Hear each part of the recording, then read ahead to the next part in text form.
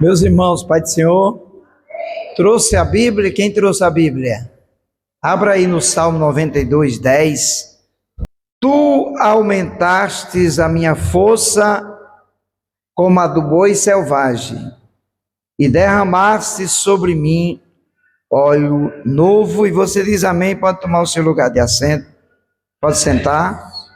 O texto que fizemos leitura fala de um assunto bem interessante. Eu vou compartilhar uma mensagem de Deus com você nessa noite.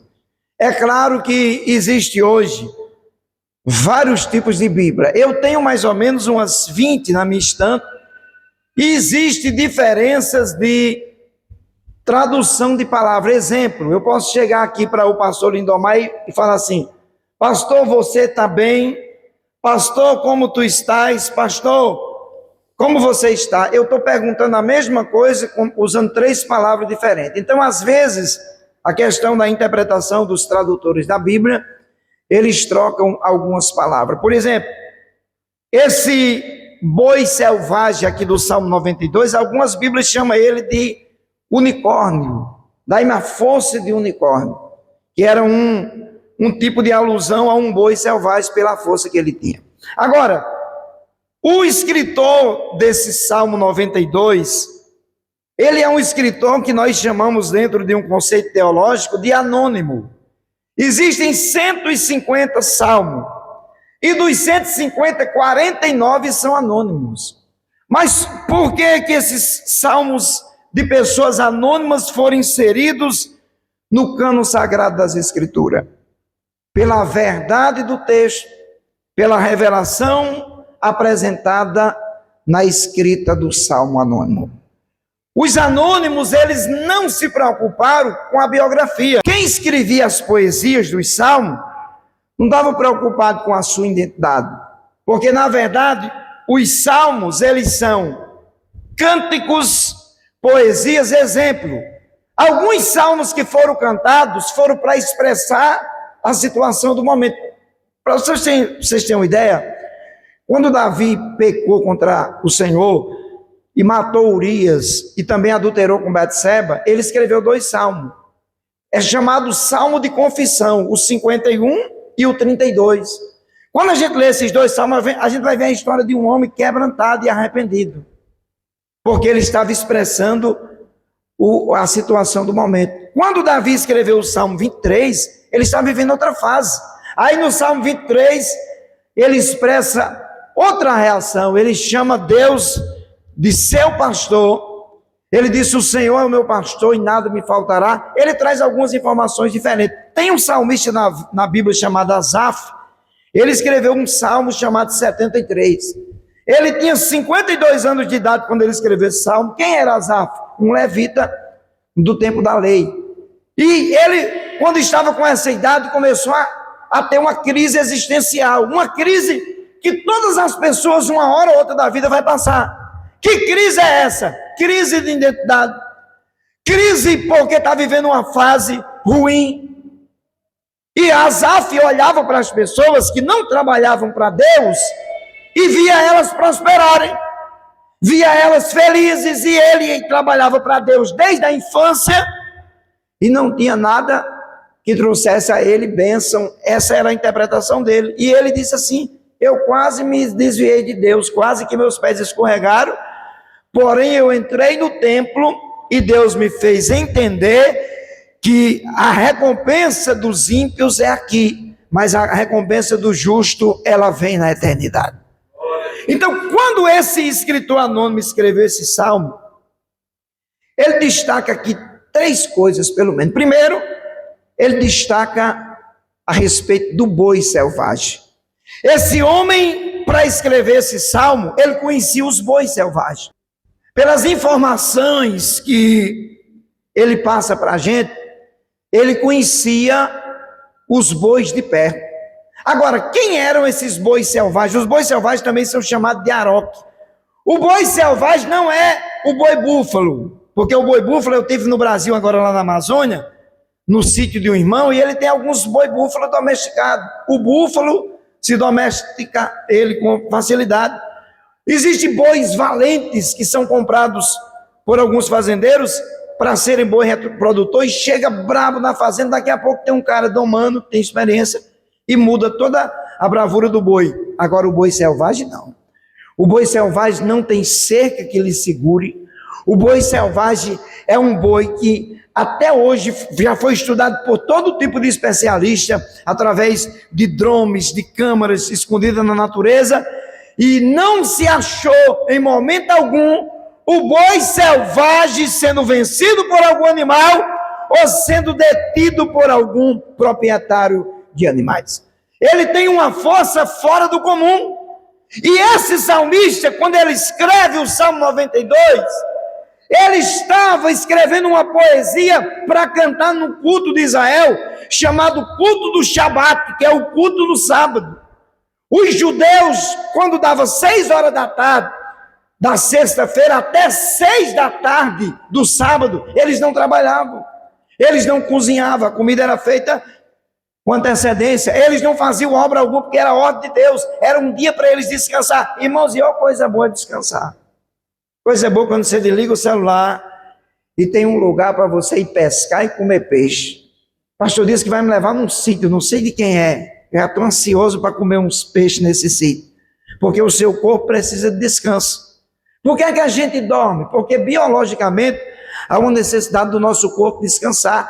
As toxinas que elas nos afligem e tiram o nosso vigor, elas são repostas quando nós estamos dormindo. O nosso organismo repõe todas elas, por isso que você acorda animado. Quem acorda animado aí de manhã para trabalhar? Todo mundo, é normal, isso é natural da gente. Agora, se você dormir uma noite ruim, no outro dia você desejava não ter nem emprego, porque você está cansado e é normal, qualquer pessoa pode passar por isso. Esse salmista escreveu, ele estava procurando, pastor Lindomar, uma poesia para escrever para Deus. Então esse escritor no Salmo 92, ele estuda, examina todas as atitudes do boi selvagem, aí ele escreve. Quando ele escreve o Salmo 92, que chega no verso 10, ele fez um pedido a Deus, ele disse assim: Senhor, me dê a força de um boi selvagem. Primeiro eu vou dizer para vocês uma coisa que é bem interessante e acontece com todos nós.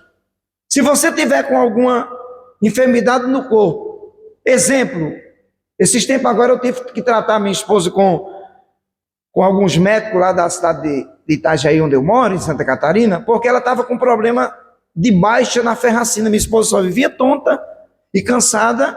Levei ela no médico, o médico disse que ela tem que tomar umas injeções de ferro, porque o ferro dela está baixo. Aí o corpo voltou ao normal. Porque quando você está sem força física para fazer alguma coisa, ou você está com problema de anemia, ou outra situação de algum problema de saúde. Agora, quando você está bem, não tem nada que impeça de você cumprir as suas tarefas. Esse homem olhou para os bois selvagens e disse para Deus: eu quero a força de um boi selvagem. Primeiro, ele descobriu que o boi selvagem não perde batalha. Segundo, ele descobriu que não tem muro nem cerca que prenda o boi selvagem. E ele sabia que está escrito em Provérbios 24:10, que se nós nos mostrarmos frouxos, desanimados no dia da peleja, as nossas forças serão poucas.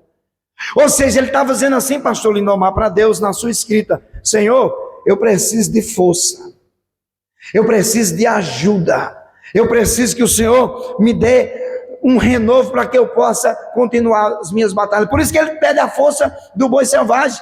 Mas ele não pediu só a força. Agora, por que ele pediu só a força? Porque ele conhecia a lei de Moisés. E aqui no livro de Números 23:17, quando Moisés escreveu esse livro, ele disse que Deus tirou Israel do Egito na força de um boi selvagem.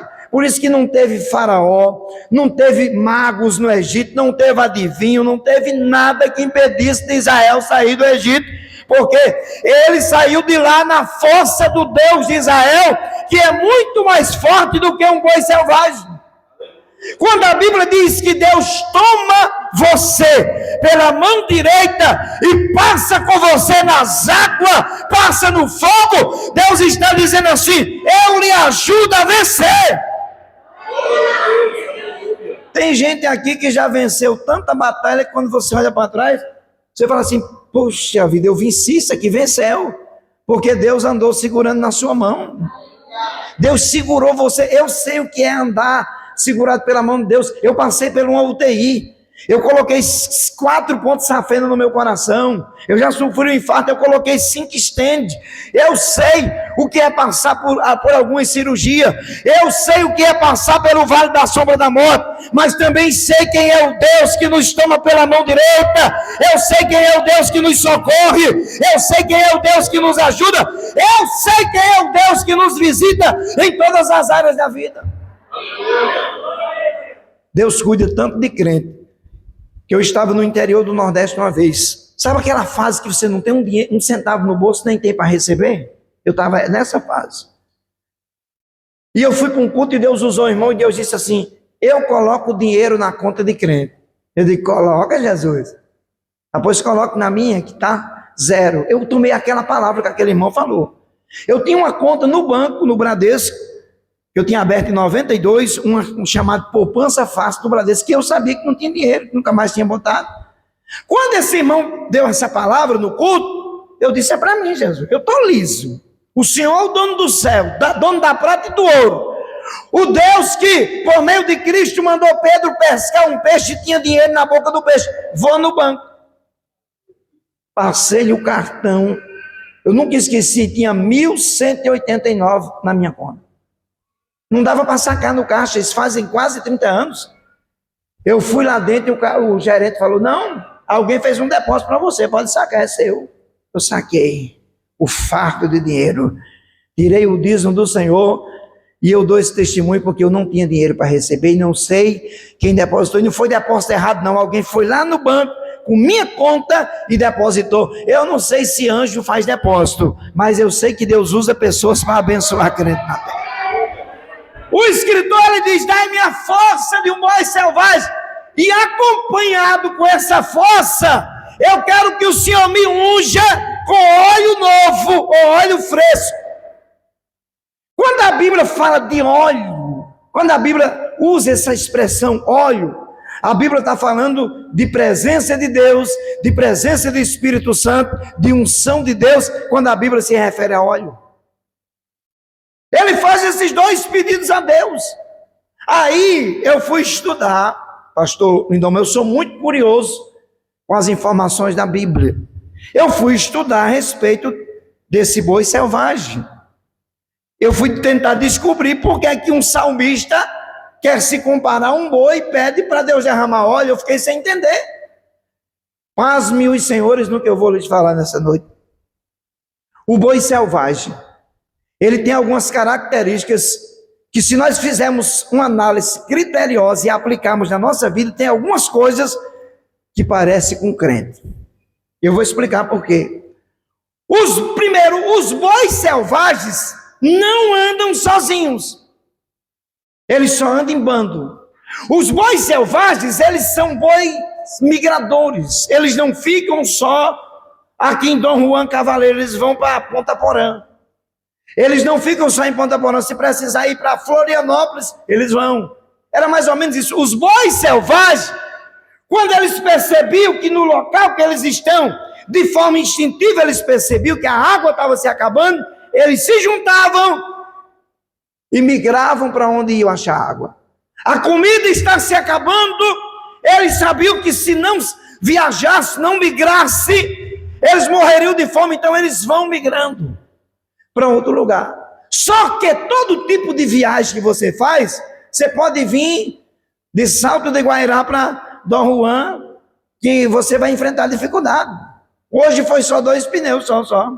Fora um monte de gente que a gente encontrou com os carros quebrados. Toda viagem que você faz, irmãos, eu já estive em 12 países pregando, e só tem 2 estados, um estado do Brasil que eu não fui ainda. Eu já dormi em muito aeroporto. Eu já tive cada problema com voo cancelado. Eu já perdi a agenda por causa de irresponsabilidade de companhia aérea. E eu estou tão acostumado com esse tipo de coisa, porque se você não se acostumar, você para de fazer a obra de Deus, porque para cada tarefa que você tem vai ter desafio. Essa semana eu fui pregar numa das igrejas aqui do ministério de vocês, um som excelente. Na hora que eu fui pregar, o som deu um problema. O irmão ficou preocupado. Eu digo, fique tranquilo, desci do púlpito e fiz uma pregação sem som e foi uma bênção da parte de Deus. A gente tem que estar preparado para quando as coisas dão errada, que às vezes é só Deus provando. Então esses bois começavam a migrar e eles sabiam que no período da migração eles iam ter perigos. E tem uma coisa bonita nos bois selvagens. Eles vão migrar de um local para outro em busca de água e comida, e ali vai bois pequenos que é chamado de bezerro. O bezerro não tem força para se defender. Ali tem os bois que estão feridos de batalhas anteriores. Ali tem bois já idosos. E os bois que estão com toda a força, com vigor, que já têm uma certa idade para enfrentar os adversários, eles andam, pastor, olha que coisa interessante, fazendo a guarda dos bois pequenos e dos bois doentes e idosos. Porque quem anda em equipe se preocupa um com o outro. Não, você não entendeu. Quem anda em equipe, nós somos uma equipe que estamos caminhando para Jerusalém. Nós somos uma equipe que não podemos soltar a mão um do outro. Eu tenho certeza, e eu observei o comportamento do pastor Lindomar e da esposa, e eles são os tipos de obreiro que eu gosto de trabalhar com eles, porque eles trabalham pensando no povo, vai buscar em casa, leva e traz, e ora pelo telefone. É pastor que não está com vontade de soltar a mão de ninguém, está dizendo assim, eu vou cuidar de vocês. Isso é muito bom, irmão. Os bois selvagens estão migrando. Eles têm muitos inimigos, porque a carne do boi selvagem é uma das melhores carnes que existe na natureza. Quem é que vai atacar os bois selvagens para degustar a sua carne? Os leões. Os leões, quando eles avistam na savana africana, ou alguns países da Europa que tem o boi selvagem também, quando eles avistam o bando de boi, aquela multidão de bois caminhando lentamente, os leões se preparam logo para uma batalha. Os leões, eles interceptam o caminho dos bois. É tipo assim, os leões se preparam, ficam mais ou menos assim, e olham para os bois, e só em os leões olhar e rosnar, os leões estão dizendo para os bois, aqui vocês não passam. E se passar, a gente ataca vocês. Quando os bois selvagens veem os leões parados em posição de ataque, eles têm duas opções. Ou eles avançam para passar por cima dos bois, dos leões, ou eles voltam para trás. Para trás eles não podem voltar porque não tem mais água nem comida. Eles precisam avançar. Eu vou dizer uma coisa profética para você nessa noite. Tem fases da vida que o plano B não vai funcionar. Tem que ser o plano A. Avançar com Cristo. Avançar, porque maior é quem está com você do que quem está contra você. Os leões estão preparados. E sabe o que é que os bois selvagens fazem? Quando eles veem os leões, os que estão fazendo a proteção, pastor, isso é muito interessante, eles começam a rodar em círculo em favor do rebanho de bois. Eu disse para vocês que no rebanho tem bois pequenos, os bezerros, tem bois cansados, e tem bois idosos, e tem bois feridos. Os bois que estão em pleno estado de saúde começam a circular em volta do rebanho. E quando eles fazem isso, eles estão mandando uma mensagem para o rebanho. O rebanho está assustado porque tem inimigo, tem leões preparados para devorar. Mas eles estão dizendo assim para o rebanho: contem conosco, nós não vamos desistir de vocês. Nós vamos enfrentar esses leões. Nós vamos lutar juntos. Nós vamos proteger vocês. Quem está disponível aí para proteger o seu próximo, para cuidar dele? Eu achei tão interessante que o irmão que estava dirigindo o culto, eu me ajoelhei perto dele para orar, e chegou um momento que nós estávamos orando, e ele pegou na minha mão, e orou segurando na minha mão, e falou algo da parte de Deus. Gente que está preparado para segurar a mão do outro, para não deixar aquela pessoa desistir no momento mais difícil. Não esqueça que tem gente perto de você, às vezes em situação de dificuldade, querendo só a sua ajuda, só o seu apoio, e você precisa estender a mão para essa pessoa. Agora, vem uma parte interessante aqui dessa história, olha para cá para você entender. Os leões estão lá, os bois estão correndo em volta do rebanho, protegendo. Quando eles estão correndo em volta do rebanho, eles têm aqui, depois você entra na internet, você dá uma pesquisada nisso, eles têm uma espécie aqui de um lombo, parecido com o do camelo, alguns chamam de cupim. Pastor, quando eles estão correndo em volta do rebanho, para fazer a proteção, eles estão balançando essa parte aqui, que é o cupim. E quando aquilo está se mexendo, de forma natural, começa a descer pelo corpo do óleo, do boi, uma espécie de um óleo. Ele está se movimentando, está assim, em volta do rebanho. Deixa eu fazer aqui o sistema. Aqui é o rebanho. Eles estão correndo em volta do rebanho, certo? Enquanto eles estão dando o ciclo para proteger o rebanho, o corpo deles começa a produzir um óleo. E esse óleo começa a banhar todo o corpo do boi selvagem. E quando eles estão bem banhados com aquele óleo, não é um suor normal, é literalmente um óleo. Eu estou falando com conhecimento de causa. Isso aqui é assunto de especialista que repassou essas informações, eu estudei sobre isso. Quando eles estão ensopados do óleo, eles se juntam e agora eles partem para atacar os leões. A gente sabe que leões são predadores ferozes, não é à toa que são chamados de rei dos animais, tem capacidade para caçar, tem força. Os leões são terrivelmente cheios de força. E por que que os bois vão para cima? Quando eles chegam perto dos leões, os leões estão dizendo assim: opa, a caça está vindo para a gente, está vindo para o prato. Os leões estão prontos para avançar, e os leões começam a avançar nos bois. Os bois têm os chifres diferentes de todos os bois. Eu vi um especialista que preparou um comentário sobre isso. Ele disse que várias vezes foram feitos testes com a arma de alto calibre de potência em chifre dos bois selvagens, e o chifre não quebrou. O chifre do boi selvagem é resistente ao extremo. Então, quando os leões estão vindo, eles vão usar a sua primeira arma de defesa, o chifre, para atacar os leões. E às vezes eles conseguem acertar. Quando eles não conseguem acertar os leões com o chifre, que os leões são caçadores natos, eles conseguem se livrar. Existe uma segunda alternativa. Quando o leão pula em cima do boi para cravar as suas garras. Lembra que eu disse para você que enquanto eles estavam se movimentando para proteger, eles estavam produzindo óleo no seu corpo? Quando os leões atacam e cravam as suas garras, aquele óleo que os bois produziram enquanto estavam protegendo o rebanho, cuidando do rebanho, vai estar sobre o seu corpo.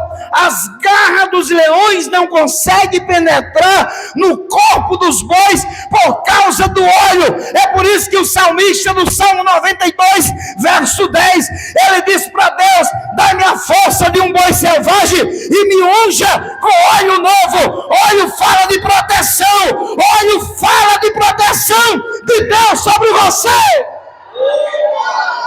E sabe quem é que tem esse óleo? Crente temente a Deus, crente que anda na presença, crente que busca a presença. É por isso que o diabo ataca você de vez em quando e não consegue segurar você. Às vezes deixa até uns arranhões, mas não consegue impedir você de andar com Deus. Aleluia! Quem está entendendo a mensagem? Eu estou explicando isso aqui. Eu já preguei essa mensagem muitas vezes quando Deus manda pregar em igreja. Eu preguei numa igreja em São Paulo, de uma pastora, uma senhora muito querida. O esposo dela faleceu, ela ficou cuidando da igreja mais um filho. E eu estava pregando essa mensagem. Quando terminou o culto, ela disse: pastor, ela disse assim para mim: Eu não assisto televisão que eu não tenho tempo. Meu filho botou uma televisão lá em casa. E eu cheguei esses dias, me sentei, estava ligada. Eu gosto de ver esses bois, essas coisas. Pastor, eu estou maravilhada porque eu vi os bois lutando com os leões do jeito que o Senhor está falando, e eu fiquei pensando, por que a garra dos leões não consegue encravar no corpo dos bois? E agora o Senhor explicou que é por causa do óleo. Eu disse para ela: óleo fala de proteção, óleo fala de presença. Sei quem tem óleo de Deus, e você levante a sua mão e dê o seu melhor glória. O óleo de Deus protege você. Por isso que o salmista disse: unja a minha cabeça com óleo e o cálice transborda. Está aqui o resultado. Pastor, o que é que acontece? Está aí, os leões debandam e os bois, porque eles avançaram. Agora eu vou explicar algumas coisas e fazer uma aplicação para a sua vida. Se os bois voltassem, os leões os atacariam e os mataria. Mas por que é que os leões não voltaram? Os leões começaram os bois não voltaram, começaram a correr em volta do rebanho e produzir o óleo. Porque eles sabiam que no momento que eles estão decididos a proteger o rebanho, a correr em volta do rebanho, eles se movimentaram pelo rebanho, o óleo começou a ser produzido. O óleo que eles produziram enquanto corria em volta do rebanho foi justamente aquilo que eles precisavam. Deixa eu explicar. Enquanto você está cuidando dos outros, Deus está cuidando de você. Eu vou profetizar: enquanto você cuida dos outros, Deus cuida de você. Enquanto você faz pelo próximo, Deus faz por você. Tem gente que não estende a mão para ninguém, mas quer que Deus estenda a mão para ele. Aprenda a estender a mão para quem está necessitado, porque isso é bíblico. É um dos maiores mandamentos, depois de amar a Deus, é amar o próximo como a si mesmo. É isso que a Bíblia nos ensina. Seja aquele que protege os outros. De vez em quando eu fico feliz quando se levanta alguém, independente do país, se é Estados Unidos, se é Brasil, se é Paraguai ou Argentina, quando se levanta alguém para cuidar das nossas crianças contra os pedófilos. Eu fico maravilhado quando se levanta alguém para defender aquilo que é correto, que não aceita a legalização do aborto, porque aborto, pastor Lindomar, é uma criança que já está no ventre. Deus disse a Jeremias: antes de você ser formado, eu já tinha te escolhido. E eu acho bom, porque Deus está levantando pessoas que têm amor ao próximo, que estão disponíveis para proteger. E eu vou liberar uma palavra profética nessa tribuna para esse pequeno grupo de pessoas que está aqui. A gente de Deus aqui, que Deus vai te levantar para entrar com alguns projetos, alguns recursos para proteger os menos favorecidos. Faça, porque Deus vai cuidar de você. Pastor, eu não sou importante, não sou influente. E daí? Que influência José tinha no Egito? Chegou preso. E a Bíblia diz que José chegou no Egito na força de um boi selvagem. Chegou lá, foi caluniado, foi trabalhar na casa de um homem chamado Potifar. A mulher de Potifar, maldosa, queria namorar com José, ele correu, ela caluniou ele, mas ele foi preso. Quando chegou na cadeia, a Bíblia diz em Gênesis 39, 4 vezes na cadeia, Deus estava com José. José andava na força de Deus, venceu as calúnias, venceu todo tipo de aflição, foi vendido pelos seus irmãos, mas nunca desistiu de lutar pelo Deus de Israel, pelo Deus do seu pai, e ele se tornou governador da maior potência da época, que era o Egito. Deus é Deus que levanta quem quer. Eu gosto de um texto aqui de Romanos 4,17. A Bíblia diz que Deus traz à existência aquilo que não existe. Deixa eu explicar em miúdos, como dizem lá nos Catarinos. Deus é capaz de trazer à existência aquilo que não existe, capacitar você aonde não existe possibilidade de capacitação. É basicamente isso. Deus é capaz de lhe dar um carro sem você ter um centavo no bolso para comprar. Eu fui pregar numa igreja no interior do Rio Grande do Norte, uma igrejinha, pastor, isso aqui dava umas 4 igrejas da que eu fui. E eu estou pregando, e tem uma senhora calada assim, sabe? Porque tem fases na vida que algumas pessoas ficam assim, ó. Pastor, por que essas pessoas ficam assim? Porque está enfrentando problema. Às vezes chega na igreja se arrastando. E eu dou glória a Deus por quem entra aqui. Uma vez eu vi um pastor na igreja dizer, não está gostando, vai embora. Deu vontade de eu dizer, quem tinha que ir embora era o Senhor. Porque a casa não é dos homens, a casa é de Deus. A gente que é pastor sabe como é bom quando entra uma criança. Eu estava no culto esse dia, entrou um bebo. Entrou e sentou lá, estava um culto calado. Eu digo, meu Deus, os irmãos não querem dar glória a Deus. O bebo sentou e começou, glória! É verdade, pastor. Eu digo, está vendo? Vocês não querem dar glória, quem veio? Olha quem veio para dar glória a Deus. Aí eu estou pregando, essa senhora está sentada lá. Era uma igrejinha pequena. Deus falou para mim, diga para ela, chame ela e ore por ela. Quem acredita aqui em revelação? Deus disse assim, ore por ela e diga para ela que eu, o Senhor, vou dar uma casa a ela. Ai, irmão. Chamei na hora, disse, vem cá. O dono do céu está dizendo que vai lhe dar uma casa. Irmãos, a bichinha chorou. Aí sentou ela, estava mais um grupinho de umas 4 amigas. Amiga, como diz lá no Nordeste, da onça. Porque sentaram perto dela e rindo assim. Enquanto eu orava por ela, as amigas com a mão na boca assim. Tipo assim, ou estava dizendo que o pastor estava mentindo, ou estava dizendo da onde é que você vai comprar uma casa. Eu entreguei o recado e fui embora. Depois de uns 4 anos, eu voltei, mas a minha esposa para pregar naquela cidade já era em outra igreja. Agora quem está no culto, até o cabelo ela ajeitou. Chegou, estava no primeiro banco. Ela tinha uns 40 e poucos anos, ficou tão ajeitada que parece que tinha 20 e pouco. Está no primeiro banco, pastor, eu estou pregando, e ela dizia, eita glória, eita Jesus, continue usando o seu céu. Eu digo, Jesus, que umas 10 mulheres dessas incendiavam o culto. E ela, Deus te usa. Eu digo, meu Deus, quem é essa criatura que eu nunca vi por aí? Aí quando terminou, eu estava com a minha esposa, ela disse, eu posso falar com você? Eu digo, pode. Ela disse, vocês podem ir na minha casa tomar um café? Chamar nordestino para tomar café com queijo, irmão, é dar bala para criança. Eu falei, irmã, vamos sim, mas qual é o motivo? Porque geralmente se convida gente que conhece, né? Convida o pastor da igreja ou gente conhecida. E na minha percepção, a gente era estranho para ela. Ela disse, pastor, agora eu vou contar porque estou convidando o senhor e sua esposa. O senhor lembra da igreja tal, porque tem gente que gosta dos detalhes.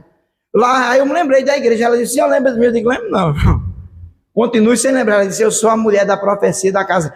Eu disse, ó, irmã, profecia, revelação não é como um pensamento que a gente pensa e fica se lembrando. A gente entrega a mensagem e esquece, porque a mensagem passa por nós e vai para você. Aí quando ela começou a contar, eu me lembrei. Aí ela me contou a história, ela disse, pastor, naquele dia que o senhor revelou que Deus ia me dar a casa. Eu lembro que eu estava mais umas mulheres. Quando a gente saiu de dentro da igreja, foi um tormento no caminho de casa, porque elas diziam assim, tu está acreditando naquilo que o pastor falou? Seu marido trabalha na roça. Se não chover, nem colheita ele tem. Você trabalha no lar, você não tem nenhuma renda per capita, você não tem salário. Como é que vocês vão construir uma casa? Vocês estão morando numa casa de favor que algum parente deu. Ela olhou para as amigas e disse, olha, assim, as endemoniadas. Eu não sei o que Deus vai fazer, mas o meu Deus disse que vai me dar minha casa, e vocês, crendo ou não, o dono do céu vai me dar minha casa. Tem coisa que não precisa ninguém crer. Você que é o escolhido para aquela bênção, é você que vai crer. É você que tem que se apegar à mensagem que Deus mandou para você. Ela fez isso. Ela ficou esperando e o tempo foi passando e Deus não marcou a data quando ia dar. Tem bênção que Deus marca a data, a dela Deus não marcou. Daí ela estava em casa, de repente um anúncio no rádio, ela estava escutando um noticiário no radinho FM, e quem começa a falar? O prefeito da cidade. E o prefeito disse, olha, isso faz mais de 20 anos. O prefeito disse assim, nós estamos fazendo um comunicado que recebemos de Brasília, uma verba, para construir tantas casas comunitárias, um projeto que veio para a gente, nós fomos com o nosso município, foi contemplado, e quem não tiver casa e conseguir comprovar a sua renda per capita, ele disse o valor, baixinho, ela disse, vou passar em primeiro lugar, não tinha renda nenhuma, mas o marido, quando chegaram na prefeitura que fizeram o cadastro, foram contemplados, A prefeitura fez a casa e a casa foi dada documentação e o inquilino tinha direito de vender, fazer o que quisesse. E tinha uma área grande na casa. O marido dela disse, já que Deus deu a casa, agora ele vai dar um carro, vou fazer uma garagem aqui. E há 20 e tantos anos atrás, quem tinha um Chevette, há quase 30 anos, era seu João. Quem tem um Chevette ou um Passat, um Del Rey na garagem, não era para qualquer um lá no interior não. E Deus, além da casa, deu um carro para o marido dela. Está lá até hoje. Deus honrou aquela família porque Deus falou que ia fazer e fez. Aquela mulher naquele dia estava no culto, amargurada, derrotada, mas depois que Deus falou com ela, ela saiu na força de um boi selvagem, cheia do óleo de Deus, dizendo, a minha vitória vai ser grande. Eu não tenho capacidade de construir uma casa, mas Deus disse que vai fazer, e se Deus disse, cale-se a terra. Se Deus disse que vai fazer, Ele faz. Eu tenho uma cunhada que hoje ela é médica. Há uns anos atrás, quando ela estava cursando a faculdade, ela sofreu um problema e teve que ser encaminhada para uma cirurgia urgente, para tirar umas pedras dos rins. Ou tirava, ou a complicação aumentava. E nós orando, e a minha cunhada é uma baixinha invocada, e ela disse, eu acredito em milagre. Vou marcar a cirurgia, vou fazer os exames, mas eu acredito que Deus vai me curar. Esse era o assunto dela. Ela disse que dia a cirurgia tal dia, mas até lá Jesus vai me curar. O assunto de Helenice era esse. Fez os exames, preparou tudo para o dia, foi para a sala do anestesista. E quando chegou na expersão, na última expersão que o anestesista foi fazer, para levar para o médico, para ela entrar no centro cirúrgico, o cara ficou assustado. Disse, como assim? A sua cirurgia já foi feita, tem uma marca de cirurgia. Irmão, saía a marca de cirurgia no laudo, sem ter nenhuma cicatriz no corpo dela. Deu uma revolução no hospital lá de Natal, capital do Rio Grande do Norte. Juntaram o que foi de médico tudo para entender o que estava acontecendo e pressionaram ela. Qual foi o médico que fez a cirurgia? Está aqui os cálculos renais arrancados, não tem nada, e está aqui a marca da cirurgia. Nos nossos laudos está aparecendo em todos os exames que estamos fazendo. Ela disse, foi o dono do céu que nos visitou.